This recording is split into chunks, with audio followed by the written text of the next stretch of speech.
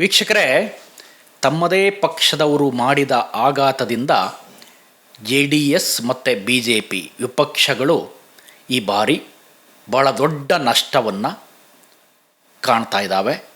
ಕಾರಣ ಏನು ಅಂತಂದರೆ, ಪರಿಷತ್ ಚುನಾವಣೆ ನಡೆದಿದೆ, ನಿನ್ನೆ ಮತದಾನ ಆಯಿತು.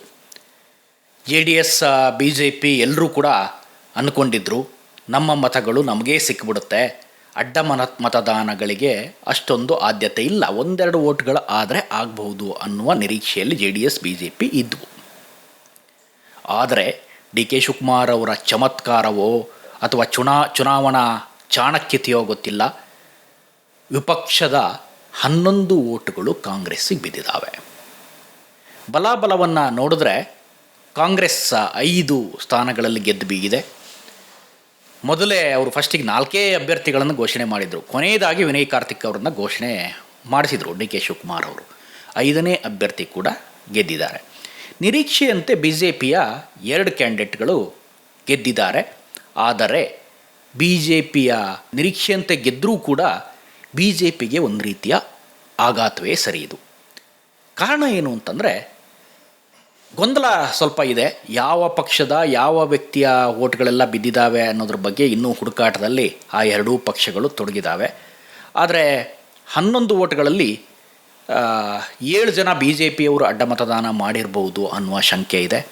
ಇನ್ನು 5 ಜನ JDSನವರು ಅಡ್ಡ ಮತದಾನವನ್ನು ಮಾಡಿದ್ದಾರೆ ಅನ್ನುವ ಒಂದು ಮಾಹಿತಿ ಈಗ ಸಿಗ್ತಾ ಇದೆ. ಯಾರ್ಯಾರು ಏನು ಇದ್ರ ಬಗ್ಗೆ ಎಲ್ಲ ಆಯಾಯ ಪಕ್ಷಗಳು ಇನ್ನು ಹುಡುಕಾಟ ನಡೆಸಬೇಕು. ಆದರೆ ಕರ್ನಾಟಕದ ಇತಿಹಾಸದಲ್ಲಿ ಒಂದು ದೊಡ್ಡ ಮಟ್ಟಿಗಿನ ಅಡ್ಡ ಮತದಾನ ಪರಿಷತ್ ಚುನಾವಣೆಯಲ್ಲಿ ಈ ಬಾರಿ ಆಗಿದೆ. BJP ಅಧಿಕಾರದಲ್ಲಿರುವ ಬೇರೆ ಬೇರೆ ರಾಜ್ಯಗಳಲ್ಲಿ ನೋಡಿದ್ರೆ ಎಲ್ಲ ಕಡೆ BJP ಸ್ಟ್ರಾಂಗ್. ಅದು ರೆಗ್ಯುಲರ್ ಎಲೆಕ್ಷನ್ಸ್ ಇರ್ಬೋದು, ಪರಿಷತ್ ಚುನಾವಣೆಗಳಿರ್ಬೋದು, ಪಂಚಾಯತ್ ಎಲೆಕ್ಷನ್ಗಳಿರ್ಬೋದು, MP ಎಲೆಕ್ಷನ್ಗಳಿರ್ಬೋದು, MLA ಎಲೆಕ್ಷನ್ಗಳಿರ್ಬೋದು, ಯಾವುದಿದ್ರೂ ಕೂಡ BJP ಗೆದ್ದು ಬೀಗ್ತಾ ಇದೆ. ಆದರೆ ಕರ್ನಾಟಕದ ಮಟ್ಟಿಗೆ ಎಂಥ BJPಗೆ ಚಾಣಾಕ್ಷ ನಾಯಕನನ್ನು ತಂದರೂ ಕೂಡ ಇದು ಸಾಧ್ಯ ಆಗ್ತಾ ಇಲ್ಲ. ಆರ್ ಅಶೋಕ್ ಅವರಿಗೂ ಮುಖಕ್ಕೆ ಹೊಡೆದಂಗಾಗಿದೆ ಈ ವಿಚಾರ. ಸ್ವತಃ BJP ಅಧ್ಯಕ್ಷ ವಿಜಯೇಂದ್ರ ಅಂತೂ ಒಂಥರ ತಳಮಳಗೊಂಡುಬಿಟ್ಟಿದ್ದಾರೆ ಇದರಿಂದ. ನಿನ್ನೆ ವಿಧಾನಸೌಧದ ಮೊಗಸಾಲೆಯಲ್ಲಿ ಅವರು ಮಾತಾಡ್ತಾ ಇದ್ದಿದ್ದು, ಫೋನ್ ಬಂದಿದ್ದು, ಸಹಜವಾಗಿ ಹೈಕಮಾಂಡ್ ನಾಯಕರೆಲ್ಲ ಪದೇ ಪದೇ ಇದಕ್ಕೆ ಕ್ಲಾರಿಫಿಕೇಷನ್ ಕೇಳ್ತಾರೆ. ಮತ್ತು ಯಾವುದೇ ಚುನಾವಣೆ ಸೋಲಾದರೂ ಪಕ್ಷದ ಅಧ್ಯಕ್ಷ ಮಹತ್ತರ ಹೊಣೆಯನ್ನು ಹೊರಬೇಕಾಗತ್ತೆ. JDSಗೂ ಕೂಡ ಮೈತ್ರಿ ಪಕ್ಷದಲ್ಲಿ ಹೆಂಗಾಗಿದೆ ತಳಮಳ ಅಂತಂದರೆ, DK ಶಿವಕುಮಾರ್ ಸರ್ಕಾರ, DK ಶಿವಕುಮಾರ್ ಸಾರ್ವಭೌಮತ್ವ ಇಲ್ಲಿ ನಡೀತಾ ಇದೆ ಅನ್ನೋ ಲೆಕ್ಕದಲ್ಲಿ DK ಶಿವಕುಮಾರ್ ಈ ಎಲೆಕ್ಷನ್ನ ಗೆಲ್ಲಿಸ್ಕೊಟ್ಟಿದ್ದಾರೆ ಅಥವಾ ಗೆಲ್ಲಿಸ್ಕೊಂಡಿದ್ದಾರೆ.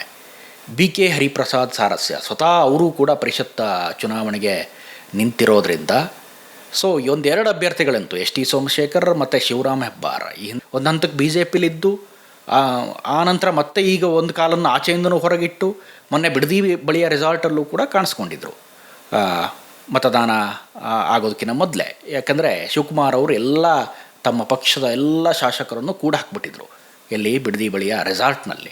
ಸೊ ಪಕ್ಷದ ಬಲಾಬಲ ಯಾರ್ಯಾರು ಗೆದ್ದಿದ್ದಾರೆ ಅನ್ನೋದನ್ನು ನಿಮಗೊಂದು ಸ್ವಲ್ಪ ಹೇಳೋದಾದರೆ ನೋಡಿ, ಫಲಿತಾಂಶದಲ್ಲಿ 5 ಜನ ಕಾಂಗ್ರೆಸ್ ಅಭ್ಯರ್ಥಿಗಳು ಗೆದ್ದಿದ್ದಾರೆ, 2 ಜನ BJP ಅಭ್ಯರ್ಥಿಗಳಿಗೆ ಗೆದ್ದಿದ್ದಾರೆ. JDSನ ಗೋವಿಂದರಾಜ್ ಅವರು ಕೇವಲ 14 ವೋಟನ್ನು ಪಡೆದು ಸೋಲನ್ನಪ್ಪಿದ್ದಾರೆ. ಹರಿಪ್ರಸಾದ್ ಕಾಂಗ್ರೆಸ್ 30 ವೋಟ್ ಬಿದ್ದಿವೆ, ನಿರೀಕ್ಷೆಯಂತೆ ಅವರಿಗೆ ವೋಟ್ಗಳನ್ನು ಇವ್ರಿಗೆ ಹಾಕಬೇಕು ಅಂತ ಸೂಚಿಸಲಾಗಿತ್ತು. PV ಮೋಹನ್ ಕಾಂಗ್ರೆಸ್ನವರು 29 ವೋಟ್ಗಳು ಬಿದ್ದಿದ್ದಾವೆ ಇವರಿಗೆ. BS ಶಿವಣ್ಣ 30, ತಿಪ್ಪಣ್ಣ ಕಮಕನೂರ ಇವ್ರಿಗೂ 32. ಅಚ್ಚರಿ ಅನ್ನುವಂತೆ DK ಶಿವಕುಮಾರ್ ಅವರ ಬೆಂಬಲಿಗ ಅಥವಾ DK ಶಿವಕುಮಾರ್ ಅವರ ಕ್ಯಾಂಡಿಡೇಟ್ ವಿನಯ್ ಕಾರ್ತಿಕ್ ಅವರಿಗೆ ನಿರೀಕ್ಷೆಗೂ ಮೀರಿದ 32 ವೋಟ್ಗಳು ಬಿದ್ದಿದ್ದಾವೆ. ಇಲ್ಲೇ ಕ್ರಾಸ್ ವೋಟಿಂಗ್. ಇವ್ರ ನಿರೀಕ್ಷೆ ಇರಲಿಲ್ಲ ಇಷ್ಟು. 5ನೇ ಅಭ್ಯರ್ಥಿ ಗೆಲ್ತಾರೆ ಅಂತಲೇ ಅಂದ್ಕೊಂಡಿರಲಿಲ್ಲ ಕಾಂಗ್ರೆಸ್ ಅವರು. ಆದರೆ DK ಶಿವಕುಮಾರ್ ತನ್ನ ಒತ್ತಾಸೆಯಿಂದಾಗಿ ಹೈಕಮಾಂಡ್ ನಾಯಕರ ಮನವೊಲಿಸಿ ಸೊ ಟಿಕೆಟ್ ಕೊಡುವ ಕೆಲಸವನ್ನು ಮಾಡಿದರು. ಕೊನೆಯ ಹಂತದಲ್ಲಿ ಇವರಿಗೆ ಟಿಕೆಟ್ ಘೋಷಣೆ ಆಗಿತ್ತು. ಇನ್ನು ರಘು ಕೌಟಿಲ್ಯ ಅವರಿಗೆ BJP 29 ವೋಟ್ ಬಿದ್ದಿದ್ದಾವೆ, ಲಿಂಗರಾಜ್ ಪಾಟೀಲ್ 27 ವೋಟ್ ಬಿಟ್ಟಿದ್ದಾವೆ. ನಿರೀಕ್ಷೆಯಂತೆ ಇವ್ರ ಓಟು ಕೂಡ ಇಲ್ಲಿ ಕಡಿಮೆ ಆಗಿದೆ. ಕಾರಣ ಏನು ಅಂದರೆ ಕ್ರಾಸ್ ವೋಟಿಂಗ್ ಆಗಿದೆ. ಗೋವಿಂದರಾಜ್ ಅವರಿಗೆ ಕೇವಲ 14 ವೋಟ್. ಈ ಮೂಲಕ ಶಿಸ್ತಿನ ಪಕ್ಷಕ್ಕೆ ಈಗ ಆಘಾತ ಎದುರಾಗಿದೆ. BJP ಅಂತಂದರೆ ಶಿಸ್ತಿನ ಪಕ್ಷ ಅಂತ ನಾವು ಕರಿತೀವಿ. ಸೊ ಅಲ್ಲಿ BJPಯ ಅಭ್ಯರ್ಥಿಗಳೇ BJPಗೆ ವೋಟ್ ಹಾಕಿಲ್ಲ.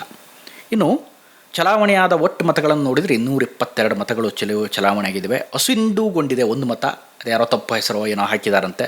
ಇದು ಕೂಡ ಪ್ರೀ ಪ್ಲ್ಯಾಂಡ್ ಅಂತ ನನಗನ್ಸುತ್ತೆ. ಯಾಕೆಂದರೆ ಅಷ್ಟೆಲ್ಲ ಮಾಕ್ ವೋಟ್ ಮಾಡಿ, ಮಾಕ್ ಡ್ರಿಲ್ ಮಾಡಿ ಒಬ್ಬ MLA ತಪ್ಪು ವೋಟ್ ಹಾಕ್ತಾನೆ ಅಂತಂದರೆ ಅದು ಕೂಡ ಅಸಿಂಧುಗೊಂಡಿದೆ. ಅದು ಕೂಡ ನಿರೀಕ್ಷೆ ಇಟ್ಕೊಂಡು ಹಾಕಿದ್ರು ಅಂತ ನನಗನ್ಸುತ್ತೆ. ಇನ್ನು ಮಾನ್ಯತೆ ಪಡೆದ ಮತ 221. DKಶಿ ಚಮತ್ಕಾರದಿಂದನೇ ಗೆದ್ದು ಬೀಗಿದೀವಿ ಅಂತ ಎಲ್ಲ ಶಾಸಕರು, ಸಚಿವರು ಎಲ್ಲರೂ ಕೂಡ ಹೇಳ್ತಾ ಇದ್ದಾರೆ. DKಶಿ ಅವರಿಗೆ ಇದು ಮೊದಲ ಜಯ. ಇದಾದ ನಂತರ ತಿರುಪತಿ ತಿಮ್ಮಪ್ಪನ ದರ್ಶನವನ್ನು ಕೂಡ DK ಶಿವಕುಮಾರ್ ಪಡೆದು ಬಂದಿದ್ದಾರೆ. ಇವತ್ತು ಬೆಳಗ್ಗೆ DK ಶಿವಕುಮಾರ್ ದರ್ಶನಕ್ಕೆ ಪತ್ನಿ ಉಷಾ ಸಮೇತ ಅವರು ಹೋಗಿದ್ದರು. CM ಆದ ಬಳಿಕ ಇದು ಅವರ ಮೊದಲ ಭೇಟಿ. ಒಟ್ಟಾರೆ DK ಶಿವಕುಮಾರ್ ಹೆಡೆದ ಚಕ್ರವ್ಯೂಹದಲ್ಲಿ ಮೈತ್ರಿ ಪಕ್ಷ ಈಗ ವಿಲವಿಲ ಒದ್ದಾಡಿದೆ. ಆದರೆ ನಾಯಕರುಗಳಿಗೆ ಹೇಳ್ಕೊಳ್ತಾ ಇದ್ದಾರೆ. ವಿಜೇಂದ್ರ ಹೇಳ್ತಾರೆ, ನಾನು ಯಡಿಯೂರಪ್ಪನ ಮಗ, ಇದಕ್ಕೆಲ್ಲ ತಲೆ ಬಾಗುವ ಮಾತೇ ಇಲ್ಲ ಅಂತಾರೆ. ಇನ್ನು ಕುಮಾರಸ್ವಾಮಿ ಅವರು ಹೇಳ್ತಾರೆ, ಮಣ್ಣ ಮಗ, ನಮ್ಮಲ್ಲಿ ಏನೋ ಸಣ್ಣ ಪುಟ್ಟ ಇದರಿಂದ ವ್ಯತ್ಯಾಸ ಆಗಿರ್ಬೋದು, ಆದರೆ ಮುಂದೆ ಅದನ್ನೆಲ್ಲ ಸರಿ ಮಾಡ್ಕೊಳ್ತೀವಿ ಅನ್ನೋ ಮಾತನ್ನು ಹೇಳ್ತಾರೆ. ಟೋಟಲಿ DK ಶಿವಕುಮಾರ್ ಅವರ ಅಧಿಕಾರಾವಧಿಯಲ್ಲಿ ಅಥವಾ ಅವರು CM ಆದ ನಂತರ ಒಂದು ಎಲೆಕ್ಷನ್ ಚಮತ್ಕಾರವನ್ನು ಮಾಡಿ ತೋರಿಸಿದ್ದಾರೆ ಅಂತ ನನಗನ್ಸುತ್ತೆ. ಇದಿಷ್ಟು ಈ ಕ್ಷಣದ ಅಪ್ಡೇಟ್ಸ್. ಇಂಥದ್ದೇ ಮತ್ತಷ್ಟು ಕಂಟೆಂಟ್ಗಾಗಿ ನೋಡ್ತಾ ಇರಿ ಸುಮನ್ TV ಕನ್ನಡ. ಹಾಗೆಯೇ ನೀವೇನಾದರೂ ನಮ್ಮ ಚಾನಲನ್ನು ಸಬ್ಸ್ಕ್ರೈಬ್ ಮಾಡಿಲ್ಲ ಅಂದರೆ ದಯವಿಟ್ಟು ಕೂಡಲೇ ಸಬ್ಸ್ಕ್ರೈಬ್ ಮಾಡಿ, ಶೇರ್ ಮಾಡಿ, ಲೈಕ್ ಮಾಡಿ ಮತ್ತು ಕಮೆಂಟ್ ಮಾಡೋದನ್ನು ಮರಿಬೇಡಿ.